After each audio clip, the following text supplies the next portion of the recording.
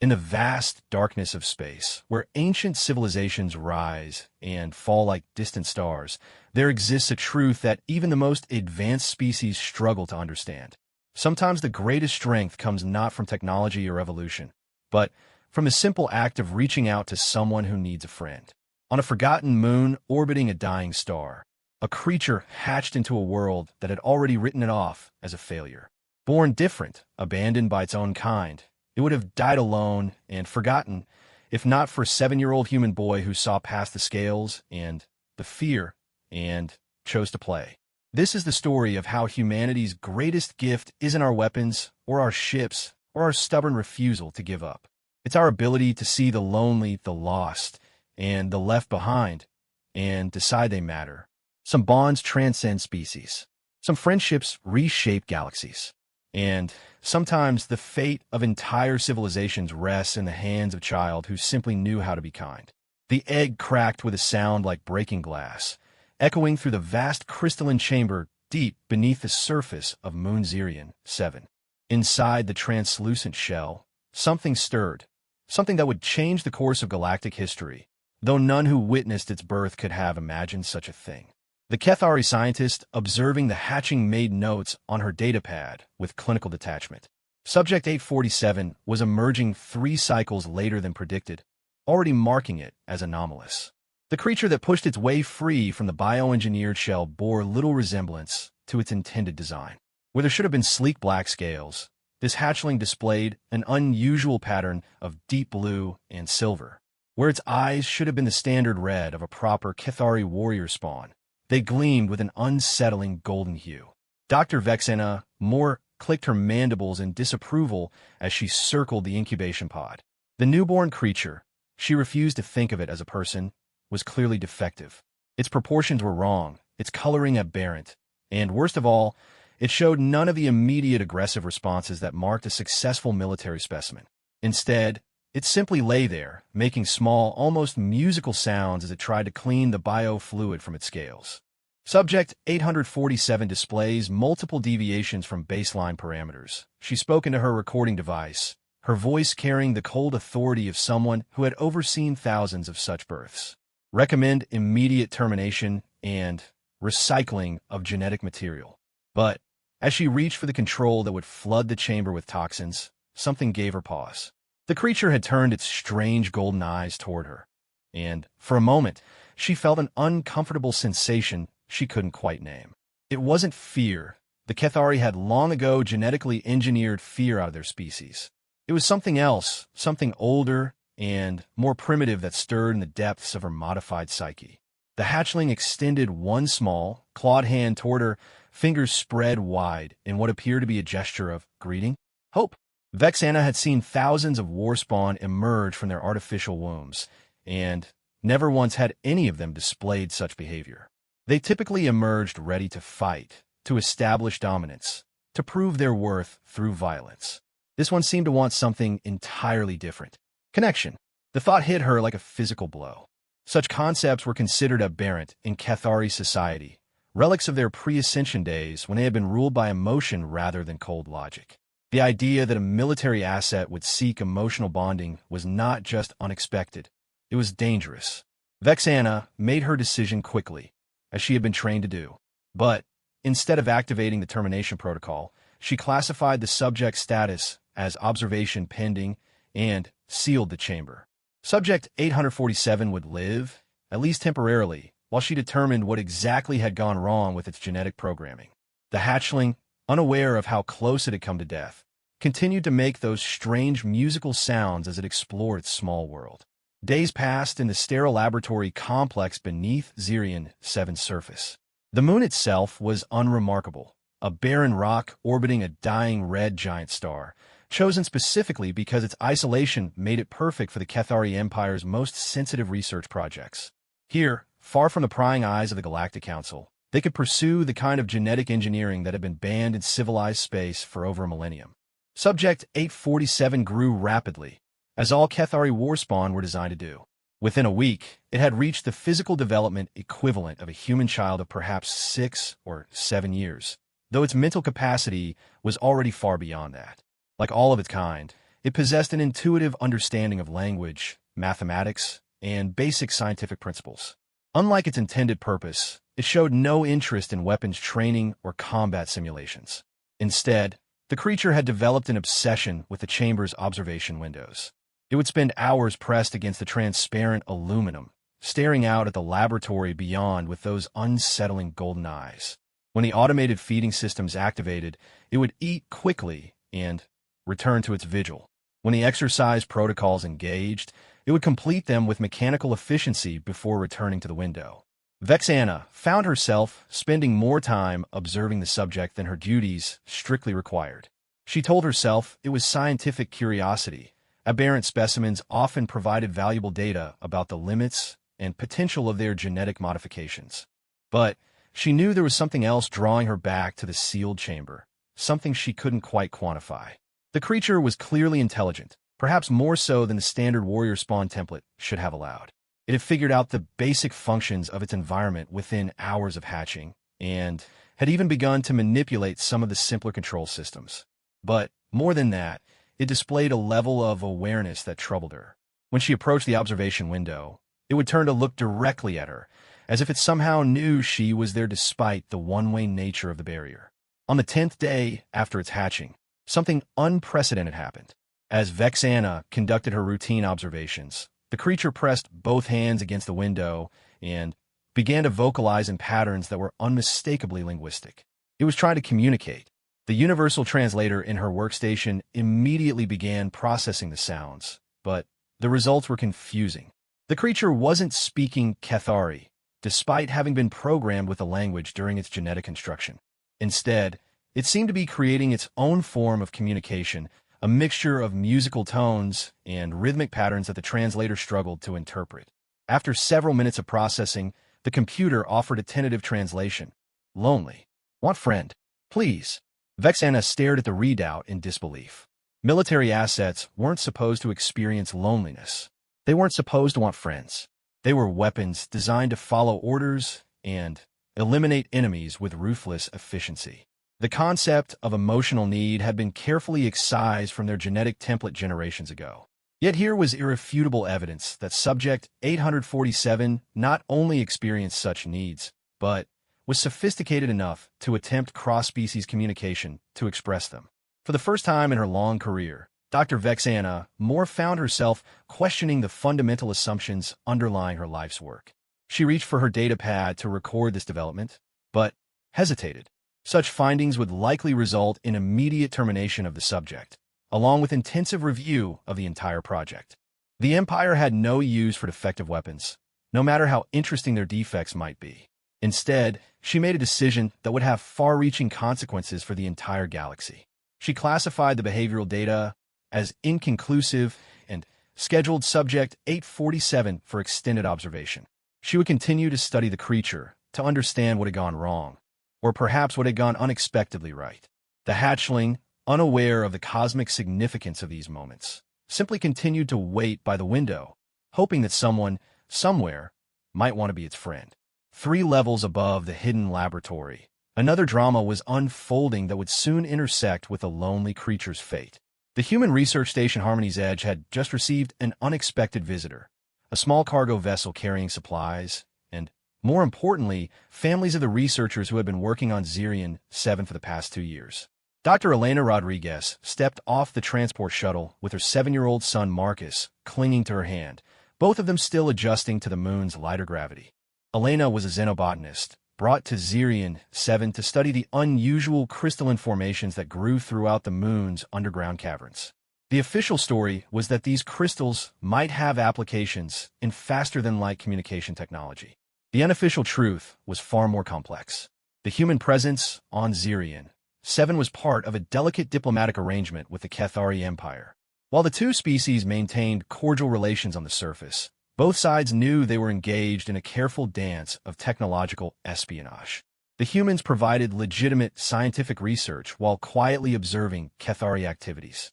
The Cathari allowed the human station to operate while using it as cover for their own classified projects. Neither side was supposed to know what the other was really doing.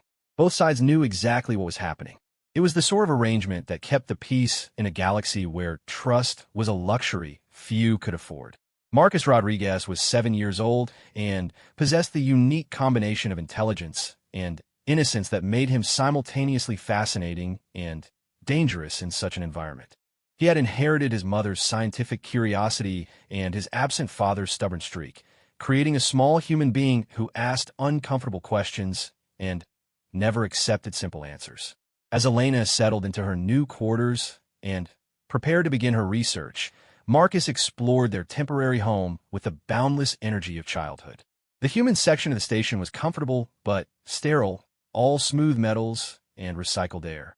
For a child who had grown up on Earth's sprawling agricultural stations, surrounded by growing things and open skies, the underground facility felt like a beautiful prison. On their third day on the moon, while Elena attended orientation meetings with the other researchers, Marcus discovered something that would change everything. Exploring the maintenance tunnels that connected different sections of the station, a practice strictly forbidden but impossible to prevent in a curious child. He found himself in an area that definitely wasn't part of the human facility. The architecture here was different, more organic somehow, with walls that seemed to flow like frozen water and lighting that pulsed with a rhythmic pattern. Marcus had seen enough xenological documentaries to recognize Cathari design when he saw it. This was the section of the facility that supposedly didn't exist. Any sensible child would have turned back immediately. Marcus Rodriguez had never been accused of being sensible. He made his way deeper into the alien section, following corridors that branched and twisted in patterns that hurt his eyes to follow. The Cathari, he remembered from his studies, had evolved from creatures that lived in complex cave systems. Their architecture reflected this heritage, creating spaces that were simultaneously functional and deeply disorienting to species that had evolved under open skies. It was the sound that led him to the right corridor, a low, musical humming that seemed to come from everywhere and nowhere at once. Marcus had perfect pitch, another gift from his musician father, and he could tell immediately that this wasn't random noise. Someone was singing. Following the sound through passages that grew progressively stranger, Marcus eventually found himself in a wide chamber filled with equipment he couldn't begin to identify. At the center of the room stood a transparent tube or chamber, and inside that chamber was something that made him gasp in wonder. It was definitely alive and definitely not human. The creature was roughly his own size, covered in scales that shifted color from deep blue to bright silver as it moved. It had 4 arms instead of 2, and its head was elongated in a way that reminded Marcus of the dolphins he'd seen in Earth's oceans. But its eyes, those golden eyes that turned toward him as he approached, held an intelligence that was unmistakably sentient. The creature stopped its humming and pressed itself against the wall of its chamber, staring at Marcus with an expression he recognized immediately. It was the same look he'd worn on his first day at every new school his mother's career had required them to attend. The look of someone desperately hoping that this time, someone might want to be their friend. Marcus had been raised by xenobiologist parents to see intelligence wherever it appeared, regardless of its form. To him, the scale creature wasn't a monster or an alien threat. It was simply someone who looked lonely. He pressed his small hand against the transparent wall and smiled. The creature's eyes widened, and it slowly raised one of its 4 hands to match Marcus's gesture. When their palms met with only the barrier between them, the young human felt something he had no words for, a connection that transcended species, language, and the careful boundaries that adults drew around the universe. "Hello," Marcus said softly, knowing the creature couldn't understand him, but needing to say something.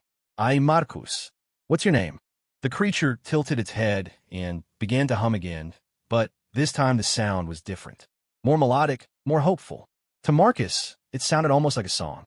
Neither the human child nor the Cathari hatchling could have imagined that their meeting was being observed by Dr. Vexana Moore, who had returned to the laboratory to find her most critical research subject displaying unprecedented behavior. Through the security monitors, she watched in fascination as the 2 young beings attempted to communicate across the barriers of species, language, and the sealed chamber that contained her experiment. For the first time since Subject 847's hatching, the creature displayed genuine excitement. Its scales brightened to colors she had never seen before, cycling through patterns of blue, silver, and gold that created an almost hypnotic display. The musical sounds it made became more complex, more structured, as if it were inventing a language in real time. But more troubling than the subject's behavior was the human child's presence in a section of the facility that should have been completely secure. If the boy could find his way here, what else might the humans discover? What other secrets might be compromised? Vexana's training told her to activate security protocols immediately. The human child represented a massive breach that could compromise decades of research. The logical response was clear: eliminate the witness, terminate the compromised subject, and file a report that would result in increased security measures.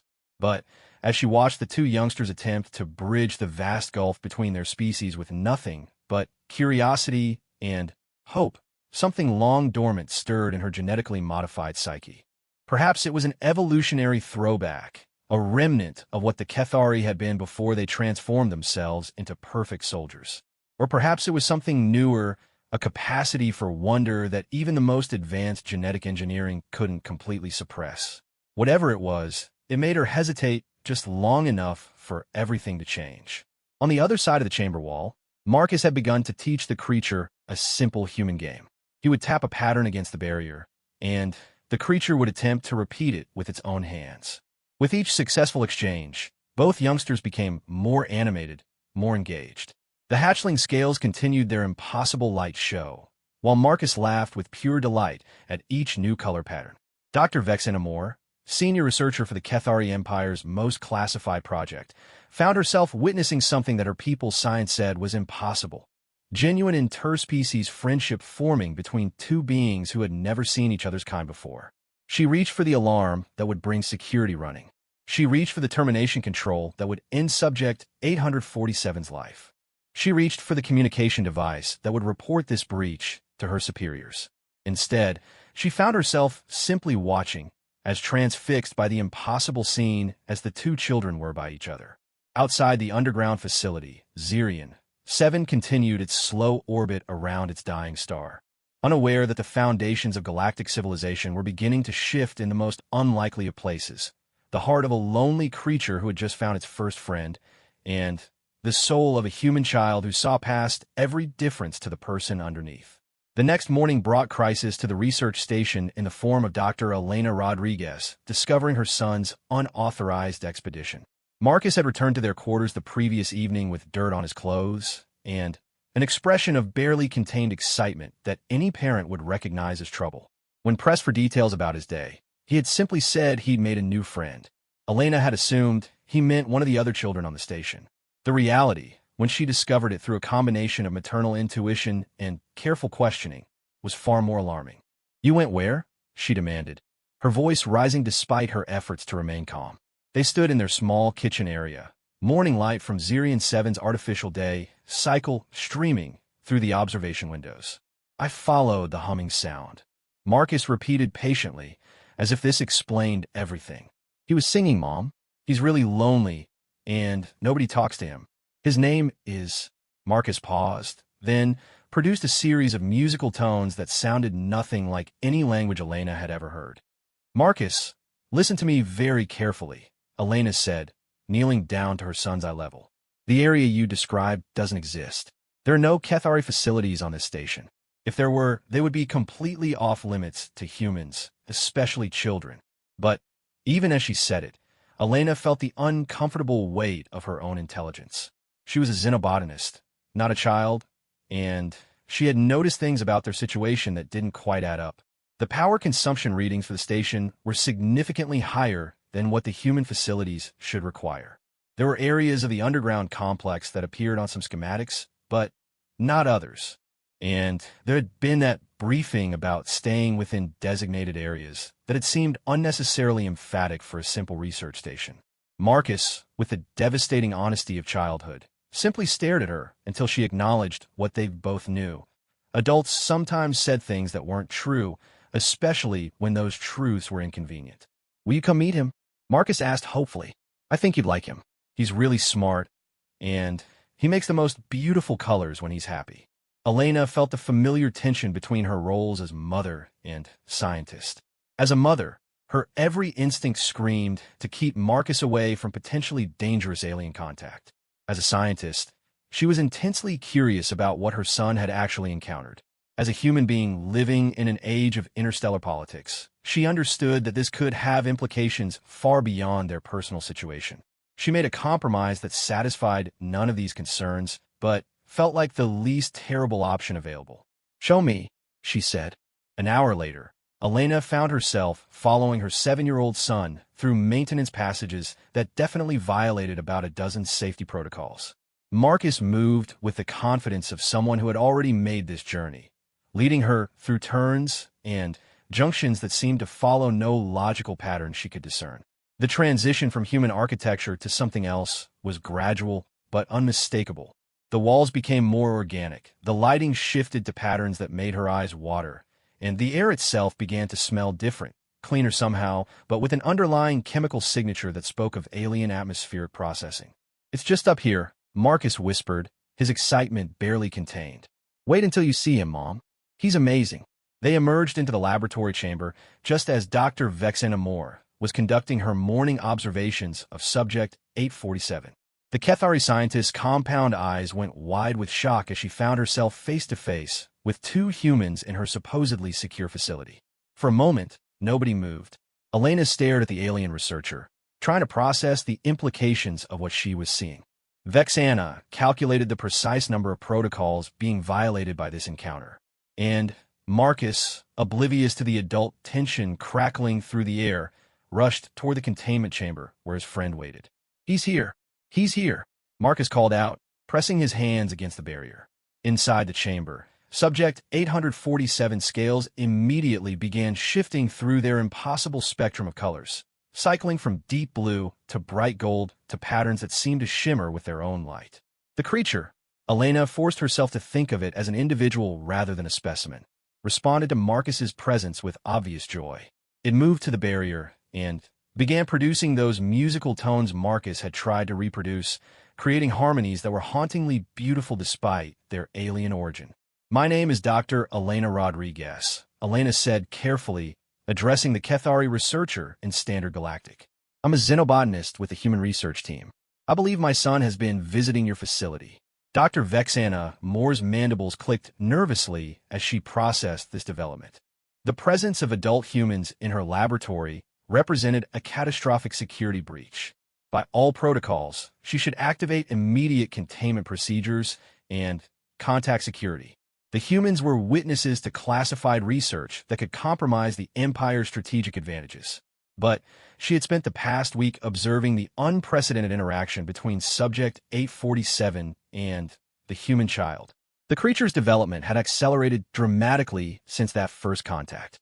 Its cognitive abilities were advancing at rates that exceeded all theoretical models.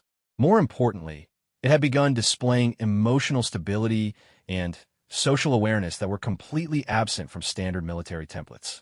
"Your offspring has been observing Subject 847, Vexana said carefully. "This represents a significant violation of security protocols." "I understand," Elena replied, watching her son continue his interaction with the contained creature. "But perhaps we should discuss what's actually happening here before we worry about protocols." It was a dangerous gambit, but Elena had spent enough time in xenobiological research to recognize when she was witnessing something genuinely unprecedented. The level of interaction between Marcus and the alien creature suggested cognitive and emotional capacities that challenged everything she thought she knew about Kethari enhancement projects. "What exactly is Subject 847? She asked directly. The question hung in the air between them, loaded with implications that both scientists understood. Answering truthfully would violate security protocols that could result in Vexana's execution.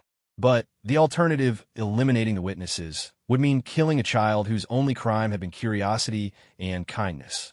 Subject 847 is an experimental enhancement of standard Kethari genetics, Vexana said finally. The enhancement was incomplete. It displays aberrant behaviors that deviate from intended parameters. Elena watched her son teaching the creature a clapping game. Both youngsters clearly delighted with their interaction. What kind of aberrant behaviors? Emotional responsiveness, social bonding, creative thinking. Vexana paused, then added quietly, empathy, The word hung between them like a confession. Both species understood the implications. Military enhancement programs throughout the galaxy had spent centuries trying to eliminate such traits, viewing them as weaknesses that compromise combat effectiveness. The idea that an experimental subject might have developed enhanced rather than diminished emotional capacity was revolutionary. What happens to him now? Elena asked, though she suspected she already knew the answer. Standard protocol requires termination of aberrant subjects, Vexana admitted. Subject 847's deviations from baseline make it unsuitable for military applications. Marcus, who had been absorbed in his play, suddenly looked up at the adults with the uncanny perception of children everywhere. What's termination? The question cut through their careful diplomatic language like a blade. Elena felt her heart sink as she realized her son had enough scientific vocabulary to understand exactly what was being discussed. It means they want to kill him, Marcus said, his voice very small. He turned back to the creature, who seemed to sense the change in atmosphere.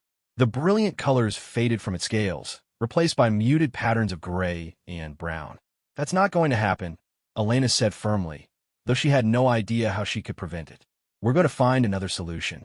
Dr. Vexana Moore found herself in an impossible position. Every aspect of her training, her genetics, and her loyalty to the Empire demanded that she follow established protocols. But watching the human child's distress, seeing how the creature's own emotional state shifted in response to the threat, something fundamental shifted in her understanding of what was truly important. There may be alternatives, she said slowly, but they would require creative interpretation of existing guidelines. Elena felt a spark of hope. What kind of alternatives? Subject 847 could be reclassified as a diplomatic asset rather than a military one. Its enhanced empathic capabilities might have applications in interspecies relations. Vexana's mandibles clicked thoughtfully. But such a reclassification would require extensive documentation of its social capabilities. What kind of documentation? Extended interaction studies, detailed behavioral analysis, evidence of successful cross-species communication, and emotional bonding. Vexana looked directly at Marcus, who was still pressed against the chamber barrier. The kind of evidence that could only be gathered through continued contact with subjects from other species. Elena understood immediately. The Kethari scientist was proposing an unofficial collaboration that would protect both the creature and her son while advancing scientific understanding for both species. It was elegant, dangerous, and completely outside any established diplomatic framework.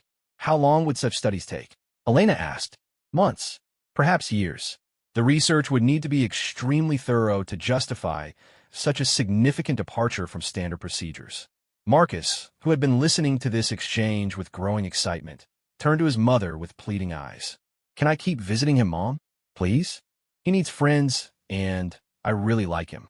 Elena looked at her son, then at the creature he had befriended, then at the alien scientist who was offering them all a chance at something unprecedented. Every rational part of her mind screamed warnings about the dangers involved.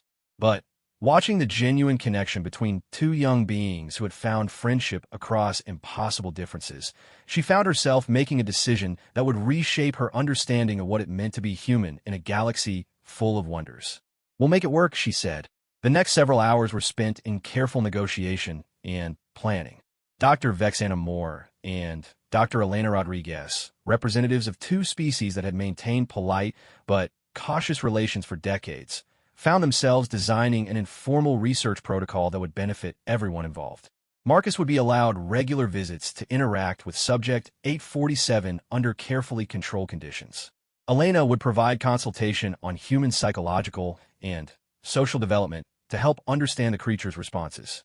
Vexana would document everything, building a comprehensive case for the diplomatic value of enhanced empathic capabilities.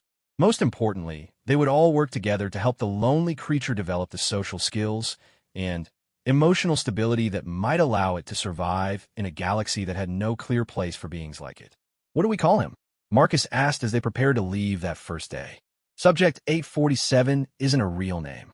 The creature, as if understanding the question, pressed against the barrier and produced a complex series of musical tones.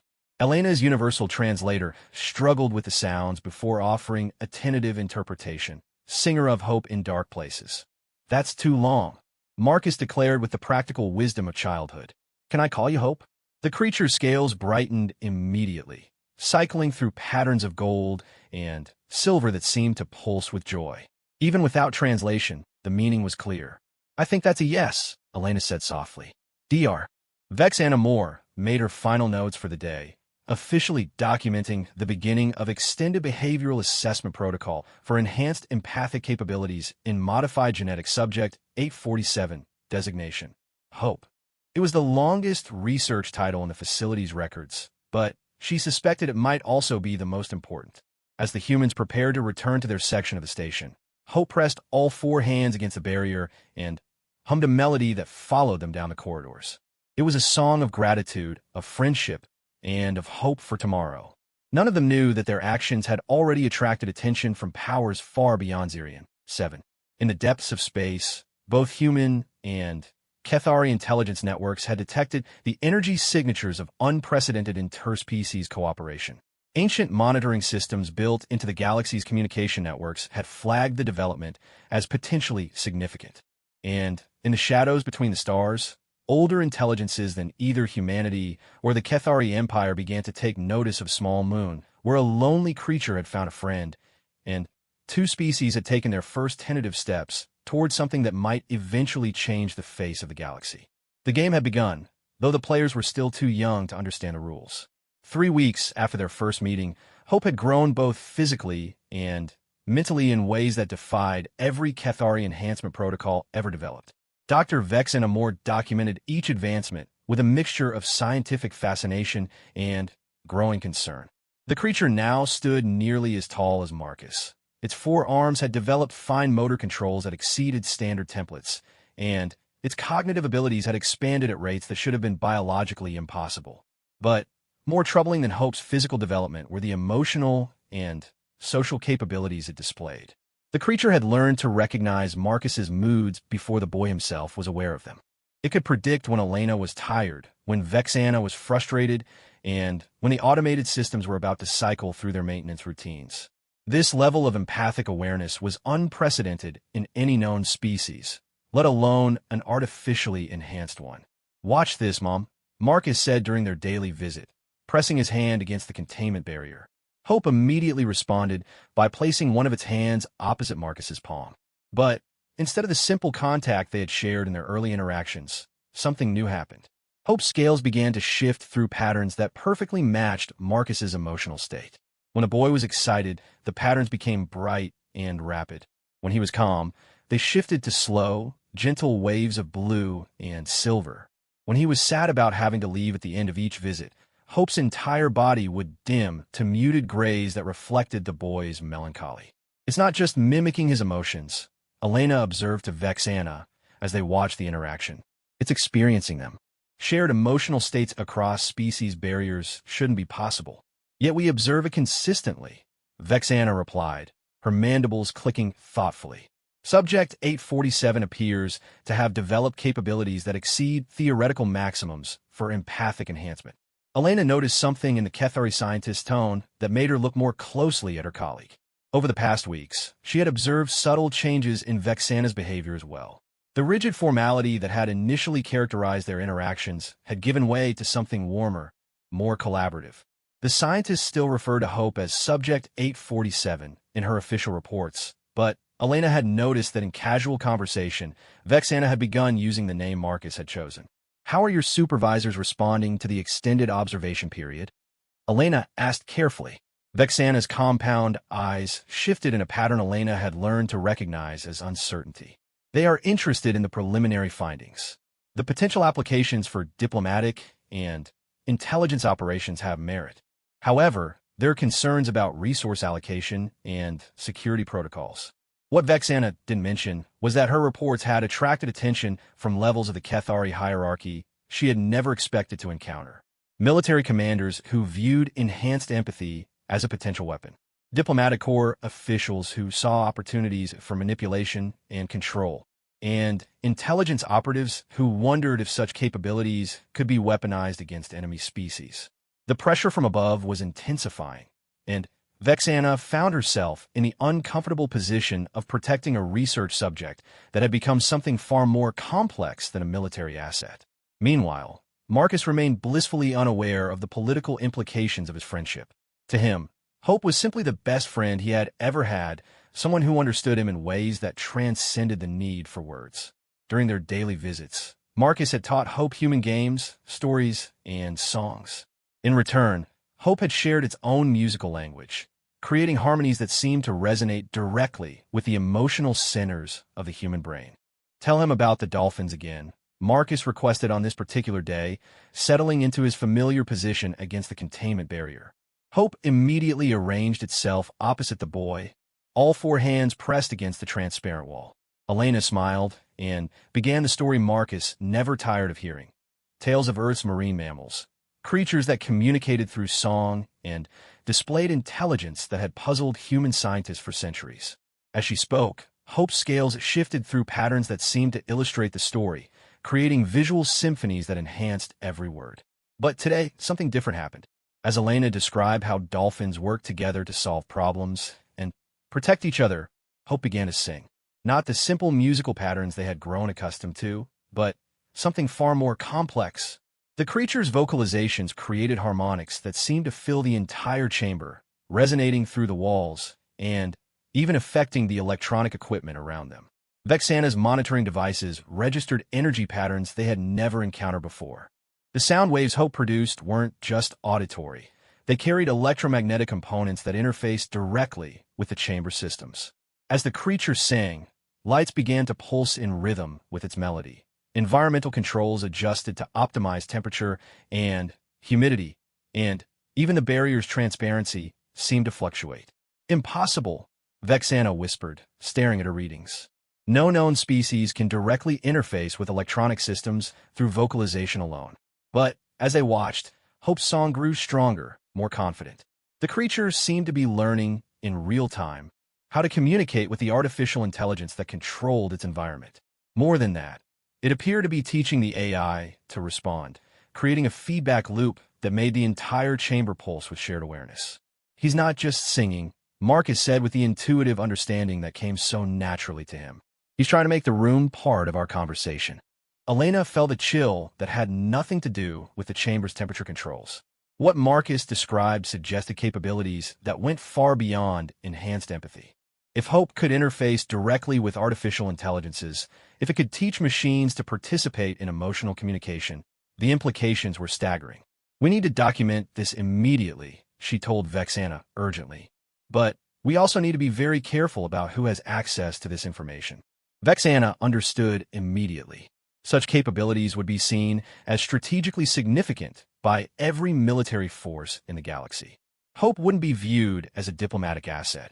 It would be seen as a potential superweapon, capable of turning enemy technology against itself through emotional manipulation of AI systems. The chamber's recording systems are isolated from the main network, Vexana assured her. But such isolation cannot be maintained indefinitely. "Eventually, my supervisors will require comprehensive data." As if sensing their concern, Hope's song shifted to gentler tones, and the chamber's light show gradually faded back to normal levels. The creature pressed closer to the barrier, its golden eyes focusing on Marcus with obvious affection. "Don't worry," Marcus said softly, his hands still pressed against the wall. "We won't let anyone hurt you." It was a promise that a 7-year-old human had no power to keep, but Hope's scales brightened with patterns of trust and gratitude anyway. The crisis Elena and Vexana both feared arrived 2 days later in the form of Commander Thexari Voss, a high-ranking military official whose presence on Zirian 7 meant that Hope's situation had attracted attention from the highest levels of the Cathari Empire. Commander Voss was everything that generations of genetic enhancement had been designed to create: tall, powerful, emotionally controlled, and absolutely focused on military objectives. Her arrival at the research facility came without warning, accompanied by a full security detail and authorization to review all classified projects. "Dr. Moore," the commander said without preamble as she strode into the laboratory, "I am here to evaluate the strategic potential of your enhanced empathy project." Vexana felt her modified nervous system flood with stress hormones that her species had designed to enhance performance under pressure. Commander, Subject 847 remains in early development phases. Comprehensive evaluation may be premature. Our intelligence networks suggest otherwise. Commander Voss approached the containment chamber, studying Hope with the calculating gaze of someone accustomed to evaluating weapons. Reports indicate unprecedented capabilities that could have significant applications for military and intelligence operations. Hope, sensing the tension in the room, had retreated to the far corner of its chamber. Its scales had shifted to muted browns and grays, colors Vexana had learned to associate with fear and distress. The subject appears to respond to emotional stimuli, Commander Voss observed. Can this response be weaponized? Can it influence enemy psychology through direct neural interface? The research has not progressed to such applications, Vexana replied carefully. Current protocols focus on understanding basic empathic mechanisms. Then, we will accelerate the timeline. Commander Voss turned to study the monitoring equipment. I am authorizing immediate transition to Phase 2 testing. We will evaluate combat applications and interrogation potential. Vexana felt something cold settle in her modified stomach. Phase 2 protocols involved stress testing, psychological manipulation, and systematic breaking down of subject resistance. For a creature like Hope, one that thrived on emotional connection and social bonding, such procedures would likely be fatal. Commander, I must respectfully request additional time for baseline establishment. The subject's unique characteristics require careful. Dr. Moore. Commander Voss's voice carried the absolute authority of military command. This project has already consumed significant resources. The Empire requires tangible results. Phase 2 testing begins tomorrow. As the commander and her security detail departed, Vexana found herself alone with Hope, who had pressed itself against the chamber wall in obvious distress. The creature's scales had shifted to patterns she had never seen before, deep purples and blacks that seemed to absorb light rather than reflect it.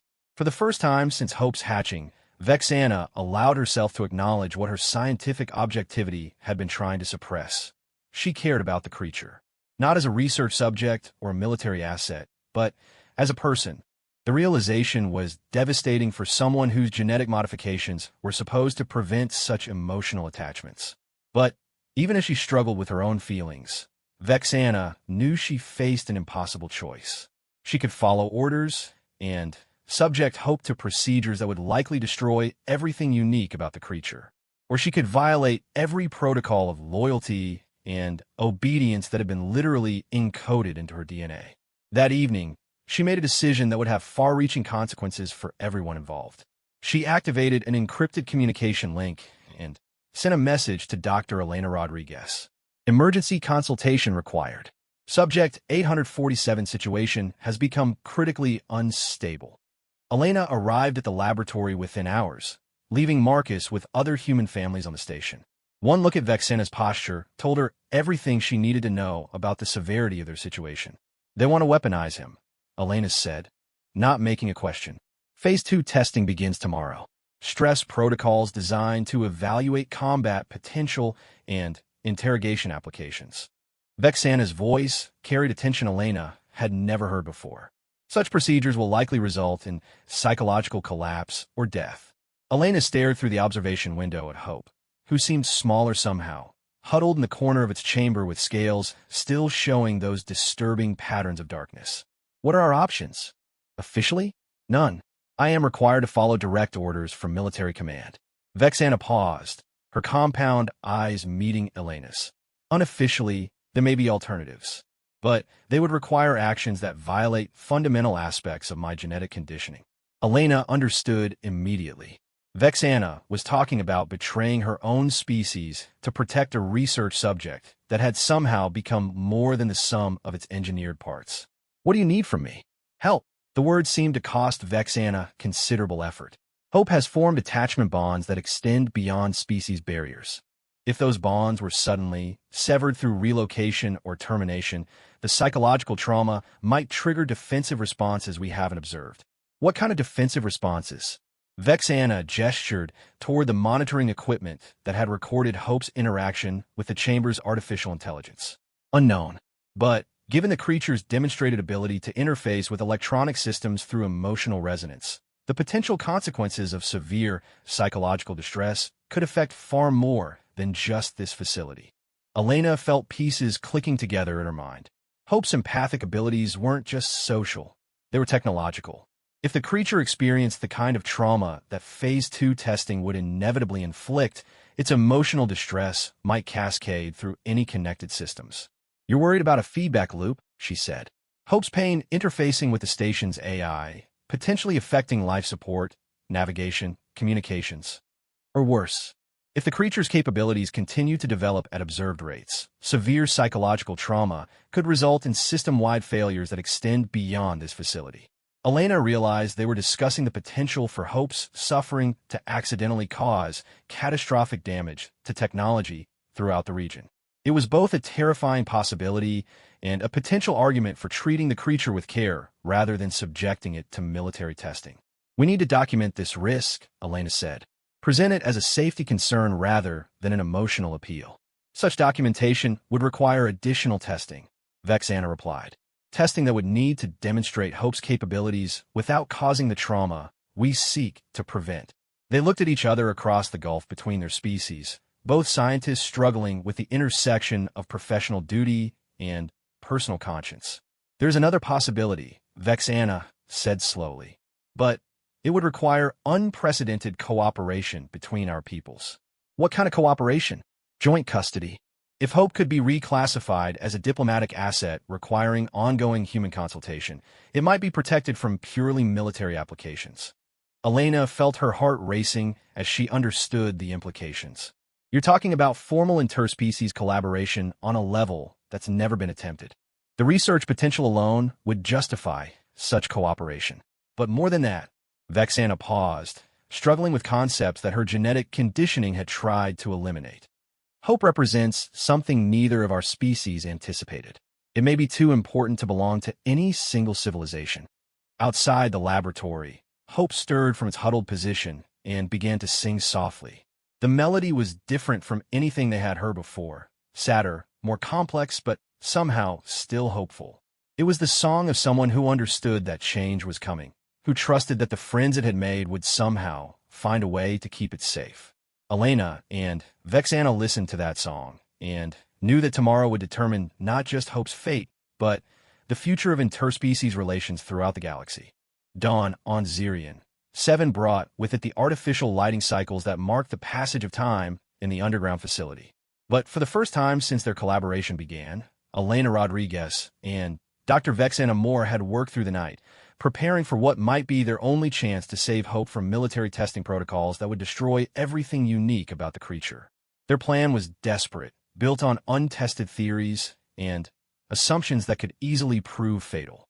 But as they watched Hope huddle in the corner of its chamber, scales still showing those disturbing patterns of darkness and fear, both scientists knew they had no choice but to try.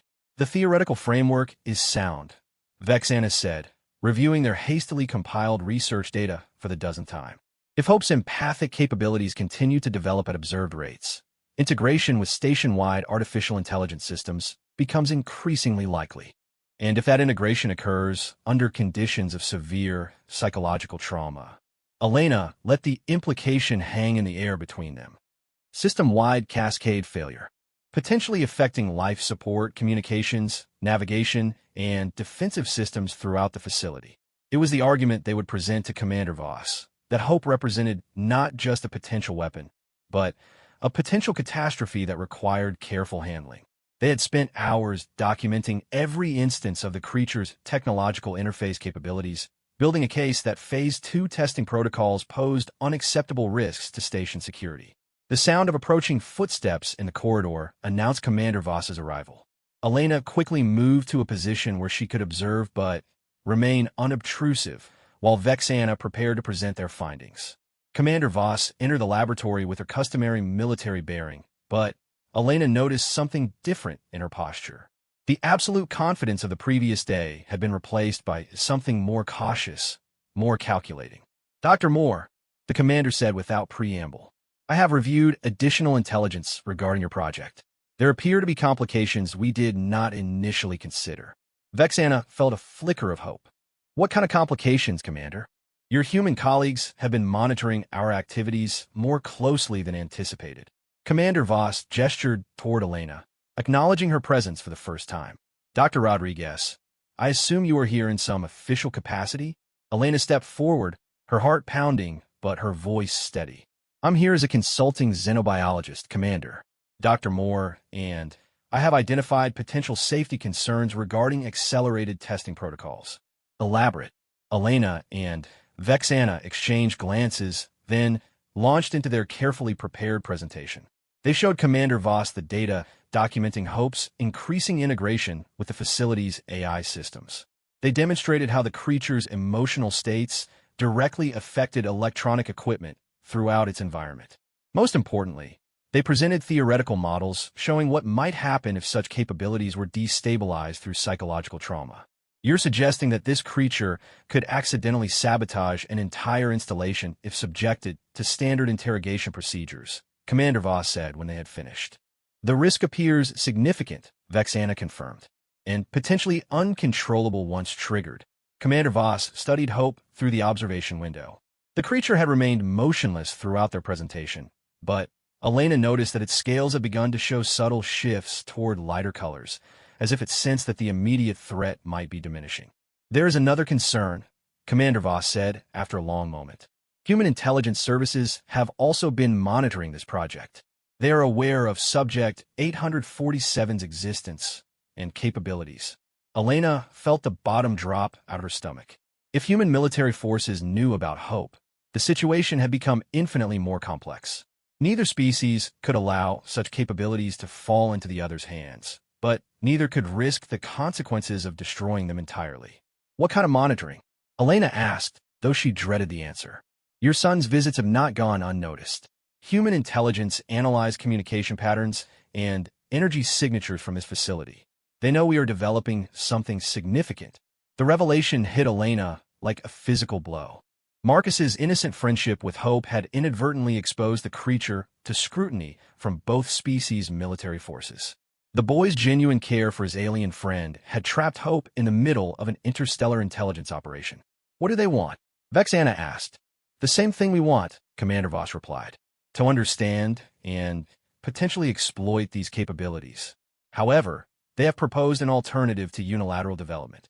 Elena and Vexana stared at the commander, neither daring to hope that such an alternative might actually protect Hope, rather than simply changing the nature of its exploitation. Joint custody, Commander Voss continued, shared research and development under carefully controlled conditions. Both species would benefit from the research while preventing either from gaining unilateral advantage.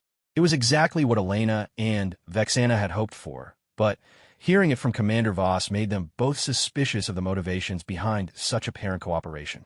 What would joint custody entail? Elena asked carefully. Relocation to a neutral facility. Expanded research teams from both species. Continued development under diplomatic rather than purely military oversight. Commander Voss paused, studying their reactions. The creature would be protected from potentially harmful procedures while providing valuable research data for both civilizations. Elena felt torn between relief and suspicion. The proposal offered Hope protection from immediate military testing, but it also meant the creature would become a permanent research subject, never free to develop naturally or form relationships outside of controlled laboratory conditions. But before either scientist could respond, Hope itself provided an answer to questions they hadn't known how to ask. The creature rose from its huddled position and approached the observation window, its scales beginning to shift through familiar patterns of gold and silver. But this time, instead of the simple emotional displays they had grown accustomed to, Hope began to sing. The melody that filled the chamber was unlike anything they had heard before. Complex harmonies that seemed to resonate not just through the air, but through the electronic systems around them. Every piece of equipment in the laboratory began to pulse with rhythmic light, and the chamber's environmental controls started adjusting in patterns that matched the creature's vocalizations. But more than that, Hope's song began to affect the humans and Cathari in the room. Elena felt her breathing slow and deepen, her heart rate synchronizing with the musical patterns. Vexana's compound eyes widened as she experienced sensations her enhanced nervous system wasn't designed to process. Even Commander Voss's rigid military posture began to relax as the creature's empathic abilities reached out to include everyone present. For several minutes, the laboratory became a shared space where species barriers dissolved and three very different forms of consciousness experienced a moment of genuine understanding. Elena felt Hope's loneliness and fear, but also its trust and affection for the friends who had protected it. Vexana experienced the creature's gratitude and its desperate hope for a future where it wouldn't be seen as a weapon or a tool. Commander Voss, despite her genetic modifications, found herself touched by Hope's simple desire to belong somewhere, to be valued for what it was rather than what it could be made to do. When the song ended, all three adults stood in stunned silence, trying to process what they had experienced. "Remarkable," Commander Voss said quietly, her voice carrying none of its usual military authority. Such capabilities could revolutionize interspecies diplomacy. Elena realized that the commander had just experienced firsthand what she and Marcus had been trying to explain, that Hope's true value wasn't as a weapon or intelligence asset, but as a bridge between different forms of consciousness. "The joint custody proposal," Elena said carefully. "Would Hope have any choice in where it goes, or how it's treated?" Commander Voss considered the question seriously. The creature's cooperation would be essential for meaningful research. Coercion would likely compromise its capabilities. It wasn't the freedom Elena would have chosen for Hope, but it offered something approaching dignity and consideration for the creature's own wishes.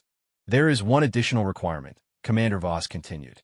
"The human child who initiated contact with Subject 847 would need to be part of the research team. The creature's attachment to your son appears to be a critical factor in its development." Elena felt her world tilt sideways. They were asking her to allow Marcus to become part of a permanent interspecies research project, to spend his childhood growing up alongside an alien creature under constant scientific observation. But as she looked through the observation window at Hope, who had pressed itself against the barrier with obvious hope and trust, Elena realized that Marcus would never forgive her if she made any choice that separated him from his friend. "I need to discuss this with my son," Elena said. "He deserves to understand what's being asked of him." "Of course, but time is limited. Human and Kethari representatives are already en route to finalize arrangements. We need a decision within 24 hours.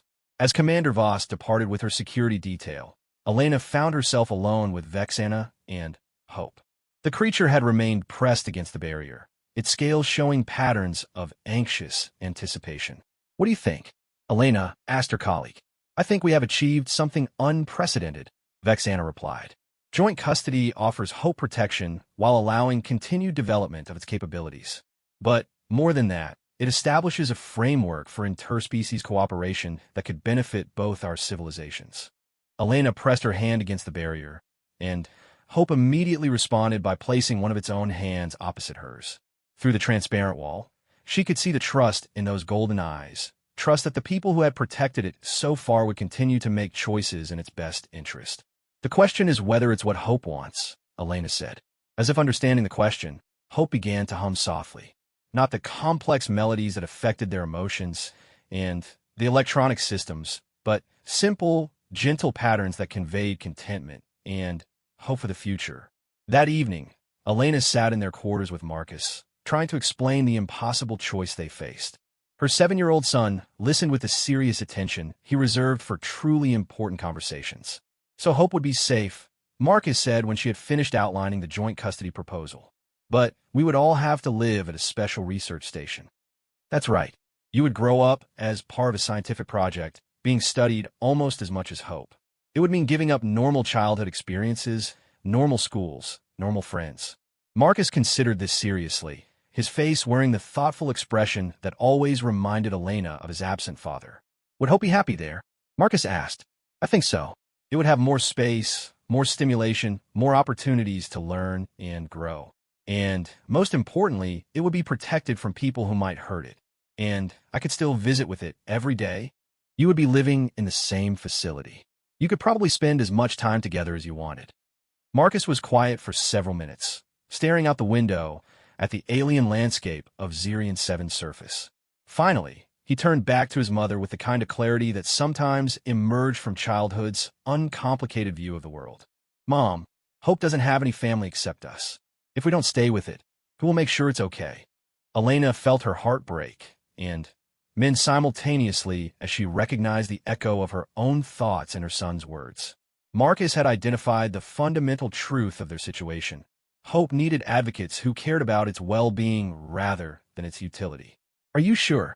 Elena asked. It means giving up a lot of things that other children take for granted. Hope gave up everything just by being born different. Marcus replied with wisdom far beyond his years. If I can help it not be lonely, that's more important than regular school. The next morning, Elena stood before Commander Voss and the newly arrived human and Cathari diplomatic representatives with Marcus at her side. Hope waited in its chamber, scales shifting through nervous patterns as it sensed the importance of whatever was about to happen. Dr. Rodriguez, the human representative, said formally, "Have you reached a decision regarding the joint custody proposal?" Elena looked down at her son, who nodded encouragingly, then at Hope, who pressed itself against the barrier with obvious anxiety. "We accept the proposal," Elena said, "but with conditions." "Name them," Commander Voss replied. "Hope participates in all decisions about its future.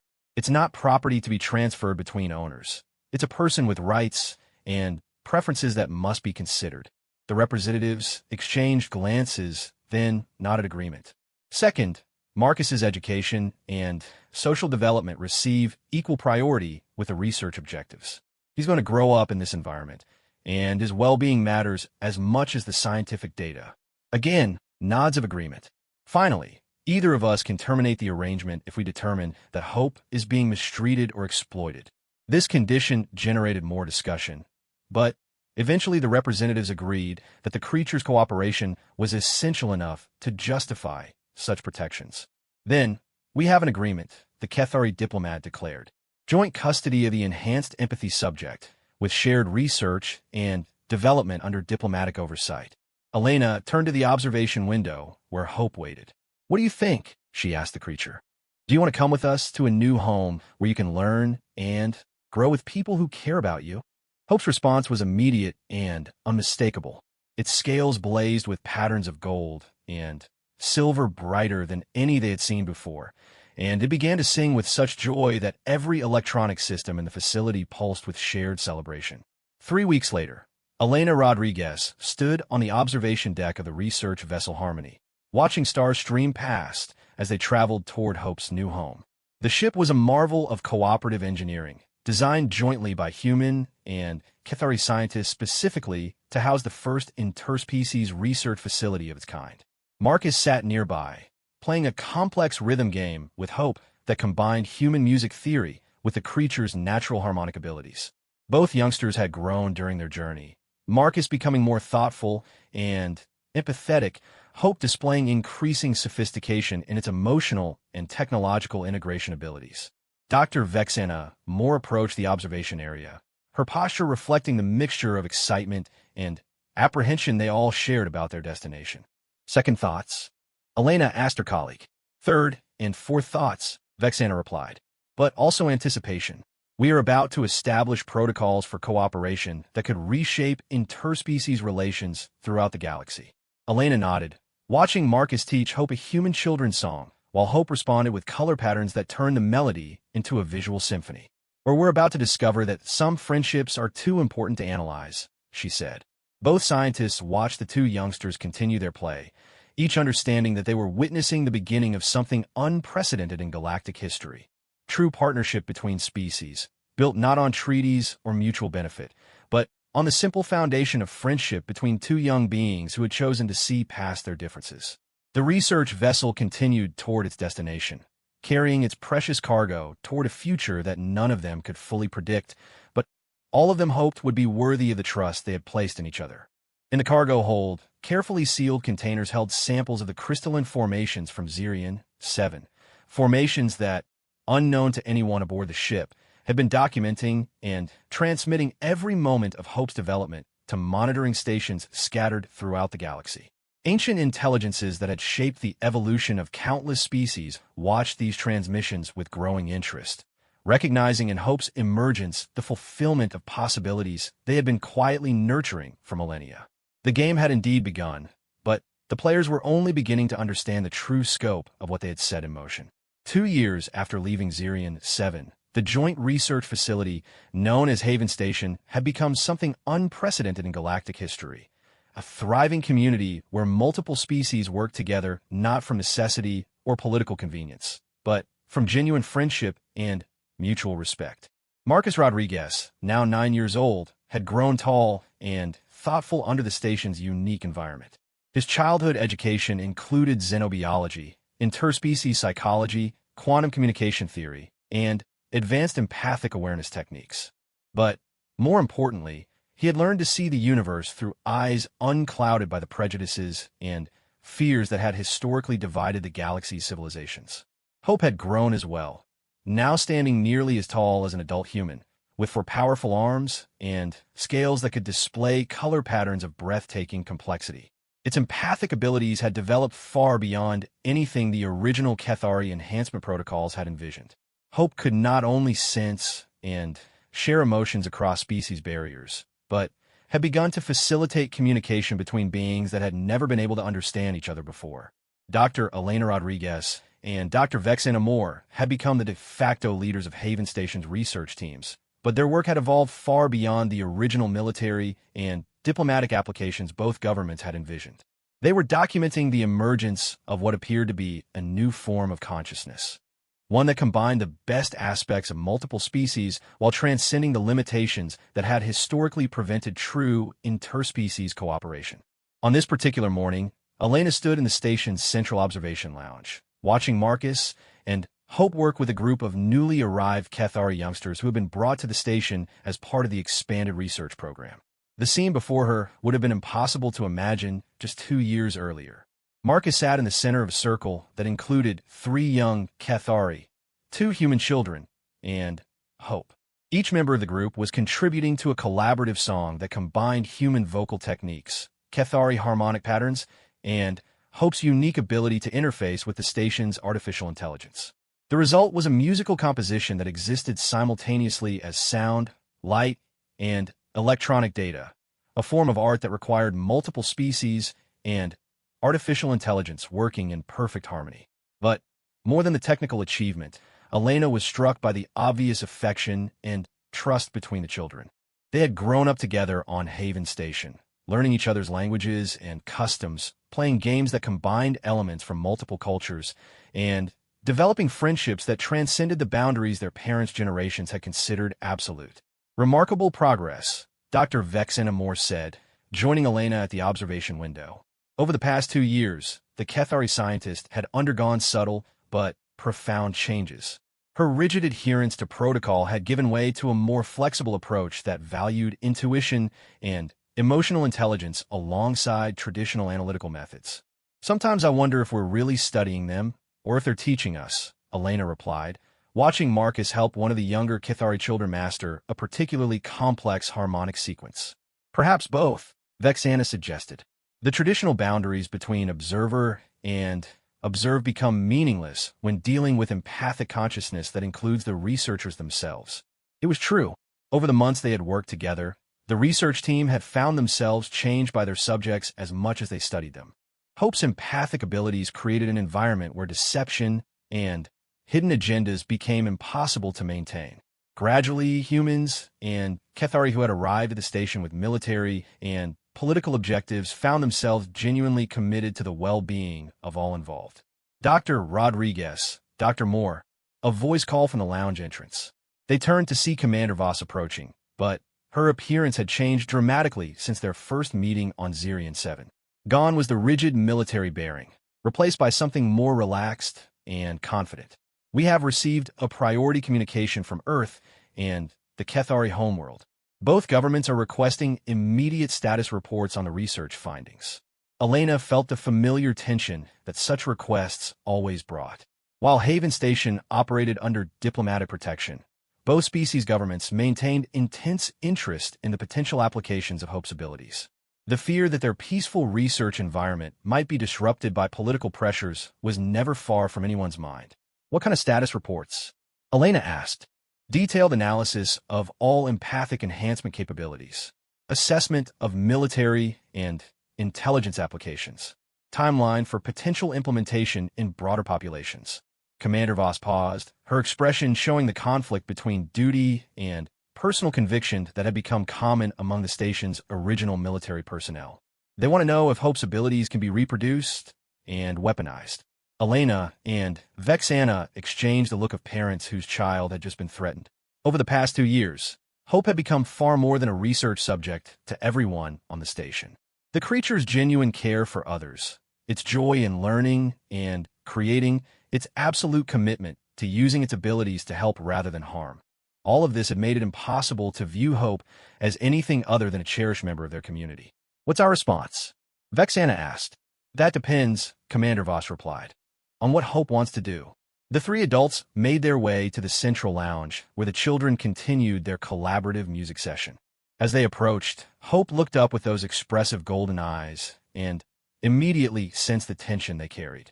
The creature's scales shifted to concerned patterns of blue and gray, and it gently extracted itself from the musical circle to approach the adults.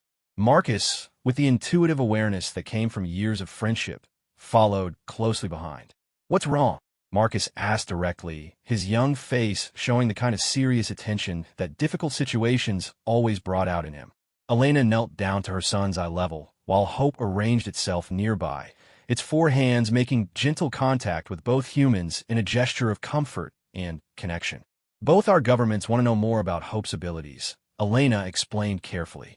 "They're wondering if other people could be given similar capabilities." Marcus considered this with a thoughtfulness that had become his trademark. "Would that be good for Hope?" "That's what we need to figure out," Elena replied. "What do you think, Hope? How do you feel about the idea of teaching your abilities to others?" Hope was quiet for several minutes, its scales shifting through complex patterns that Elena had learned to recognize as deep contemplation. Finally, the creature began to vocalize in the musical language it had developed, but this time it also interfaced with the station's translation systems to ensure everyone could understand. "Teaching, sharing, brings joy," Hope's translated voice said through the speakers around them.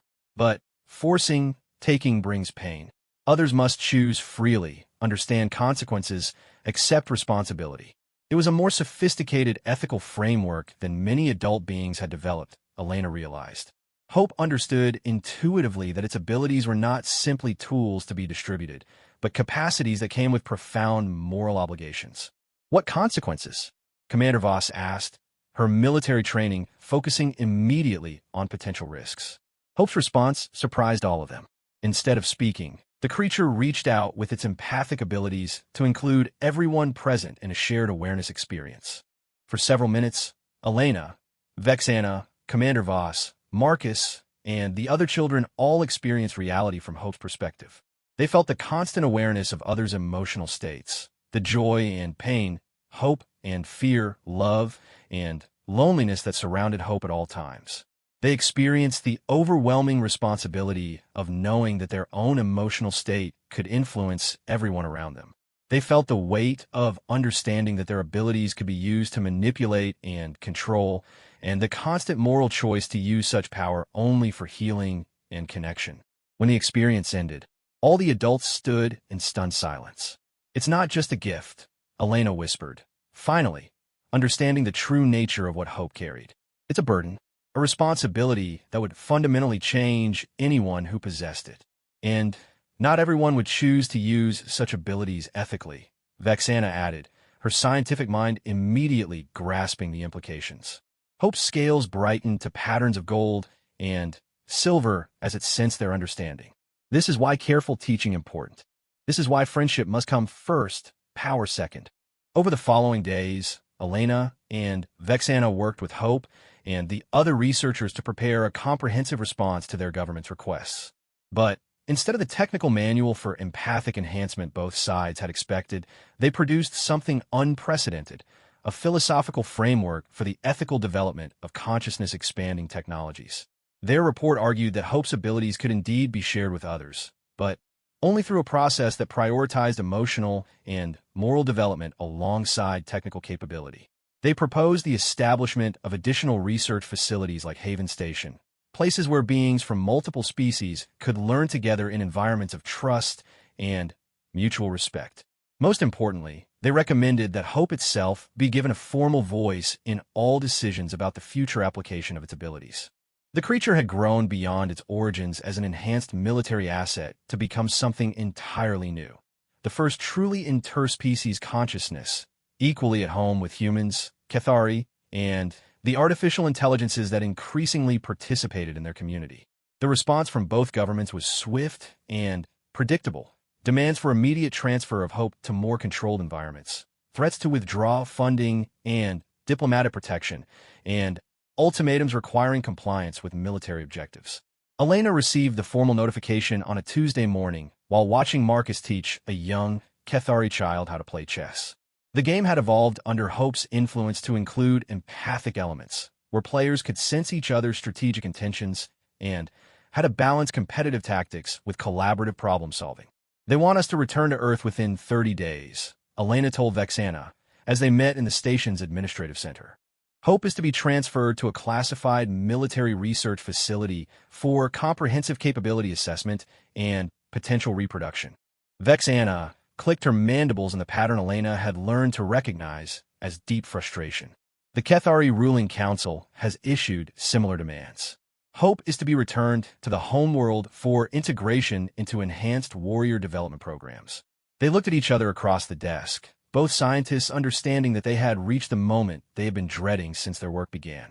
Both governments wanted to claim hope as a weapon, to reduce the profound consciousness they had helped nurture back into a mere tool for military advantage. What are options? Elena asked. Officially, we have no choice but to comply with direct orders from our respective governments. And unofficially, Vexana was quiet for a long moment, her compound eyes reflecting the internal struggle between loyalty and conscience that had been building for months. There is a third option, she said finally, but it would require us to violate fundamental laws of both our civilizations. Elena felt her heart racing as she understood what.